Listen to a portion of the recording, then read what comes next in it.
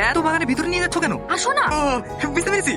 কি বুঝতে পেরেছো? সব সময় উল্টোপাল্টা চিন্তা ভাবনা, ওসব কিছু না। আজ 3 দিন ধরে দুলাভাই পিছনে পড়ে আছি, রাস্তায় দাঁড়িয়ে কথা বলে যদি দেখি ফেলে তার লেগে ভিতরে আসলো। ও, এমনি তো তোমাকে দেখার জন্য আমার খুব মন খারাপ করছিল। আমার উপর কম মন খারাপ করছিল নাকি? ফোনে কথা বলে মন ভরে? কতদিন এভাবে চুরি চুরি করে প্রেম করবো বলো তুমি? তোমার একটু বলে দিবা যে আমরা দুজন দুজনকে ভালোবাসি।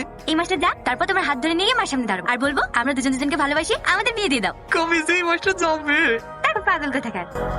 কিসের মেরেছ? খুব সুন্দর বাসনা করছে। থাক, আর বাহানা করতে হবে না। দুলাভাই কি প্রমাণ করে দিলাম তো? জবর জায়গা পাসনি? আমি না, কাল থেকে তোমার কাজ হচ্ছে ফার্স্ট সকালে উঠে থালা মাজার ঘর ঝাড় দেওয়া, আর রোকে বেগম তোমার কাজ হচ্ছে আমি যখন যা খেতে যাবো রান্না করা আর আমাকে লেসে দেওয়া, ঠিক আছে? আর তোরা আমার জামা কাপড় কাচবে আর হাত পা টিপে দিবি। এই বাড়িতে আজ থেকে আমাদের রাজ চলবে, জান আপনার সব কাজ লাগবে। কে কাজে লাগবে? আমরা তো সব আগে থেকেই জানতাম। কি? আগে হ্যাঁ, তোমাকে চেক করে লিখে আমরা সবাই মিলে প্ল্যান করেছিলাম। না না, হবে না হবে না, আপনার সবাই মিথ্যে কথা বলছেন। এইভাবে করলে আমি খেলবো না। কেন না?